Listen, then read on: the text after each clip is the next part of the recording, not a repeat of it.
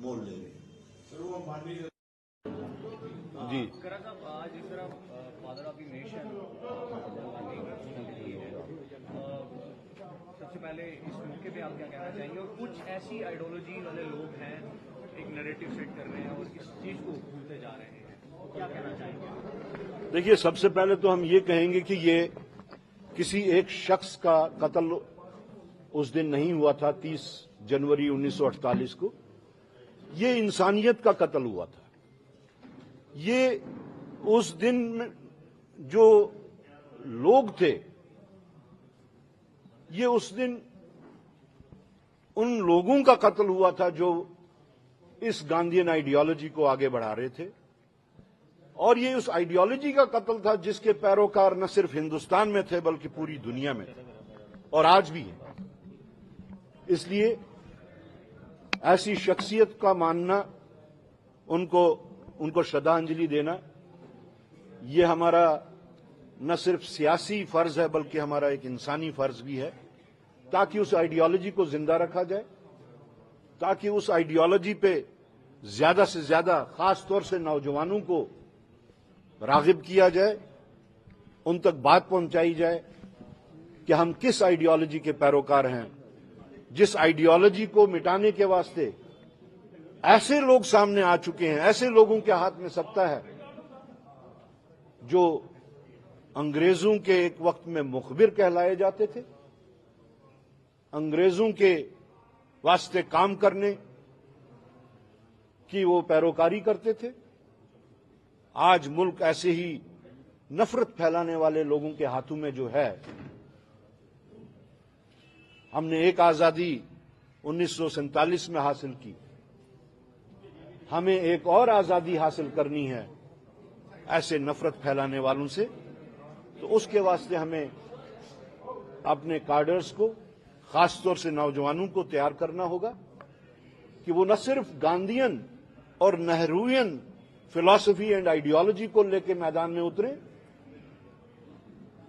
بلکہ جو اس وقت نفرت کا بازار گرم کیے ہوئے ہیں، ان کی جو آئیڈیالوگس ہیں، چاہے وہ گولوالکر جی ہیں، چاہے وہ ساورکر جی ہیں، چاہے وہ نتھو رام گوڈسے جیسا بدترین انسان ہو، ان کی باتیں بھی لوگوں تک پہنچائی جانی چاہیے کہ وہ کس آئیڈیالوجی کو، وہ ہندوازم کے بارے میں ان کی کیا رائے تھی۔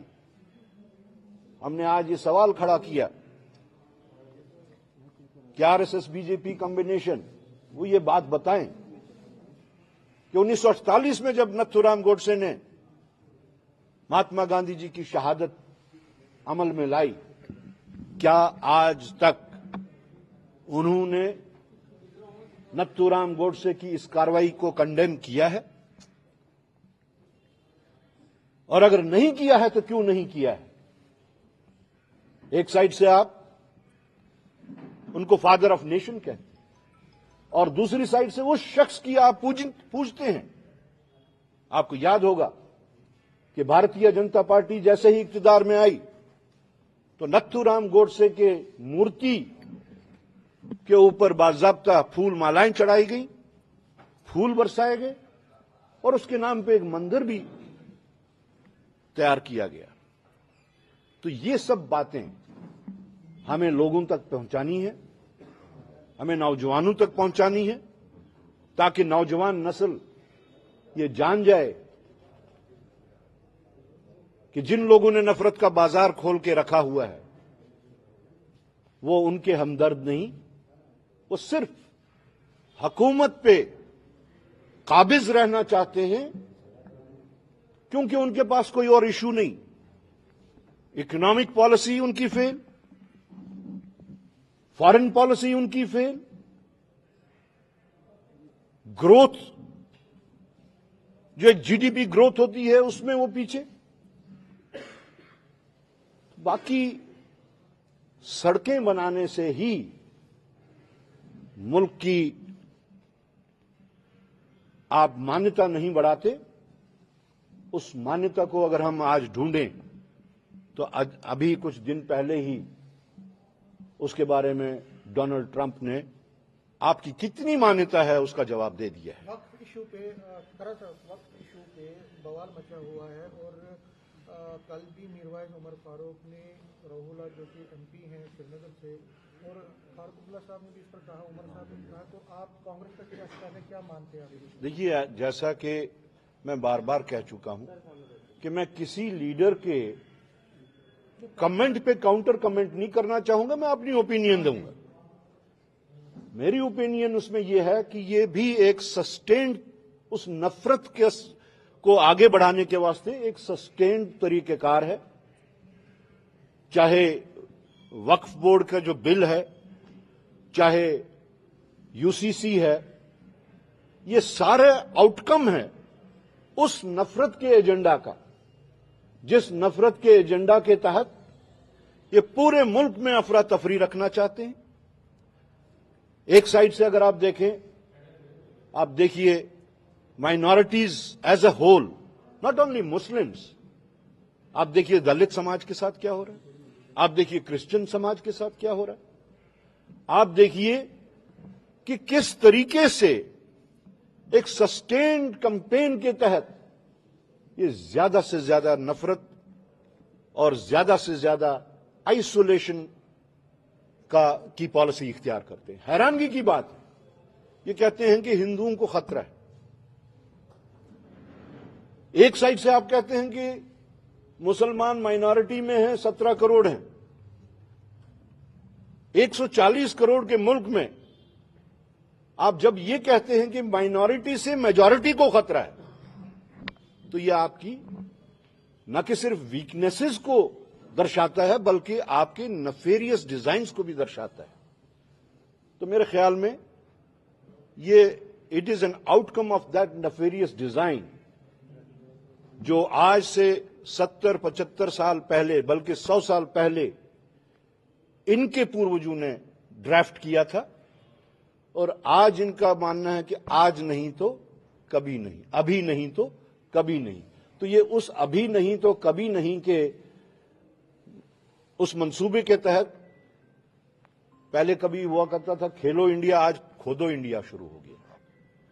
تو ایسے ایسے ہی سکیمز ان کی ہیں جس کو وہ لاگو کرنے کی کوشش کر رہے ہیں, لیکن وقت کے ساتھ ساتھ لوگوں میں اس بات کی پہچان اور انڈرسٹینڈنگ ہو گئی ہے کہ ہمیں وہی گنگا جمنی تہذیب کو آگے بڑھانا ہے جس گنگا جمنی تہذیب کے ہم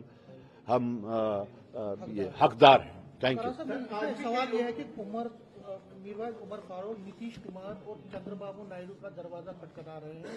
وہ کہہ رہے ہیں کہ میں ان سے بات کروں گا کیونکہ راجیہ سبھا اور لوک سبھا دونوں میں ان کا ایک اپنا یہ ہے دبدبہ ہے. سوال یہ ہوتا ہے کہ اگر کانگریس کو آبجیکشن ہے, نیشنل کانفرنس کو آبجیکشن ہے, وہ اپنے حساب سے ان پارٹیز کو کیوں نہیں ان کا دروازہ کھلا رہا ہے. ایک میروائز عمر فاروق ایک ریلیجس کلرک ہیں لیکن اس کے ساتھ سیپریٹسٹ بھی ہیں. جب سیپریٹسٹ ایسے کر رہے ہیں, دیکھیے آپ مین اسٹریم میں آپ شاید پالیٹکس کے جو ڈفرنٹ اینگلز ڈفرنٹ زاویے ہوتے ہیں اس پہ نظر نہیں ڈالتے. کچھ چیزیں ہوتی ہیں which are visible and there are certain things جس کو ہم کہتے ہیں بیک روم ورکنگ. تو بیک روم ورکنگ کے تحت کیا ہو رہا ہے شاید آپ کو اس کی جانکاری نہیں. شکریہ. سر یونین بجٹ بھی آنے والا ہے جموں کشمیر.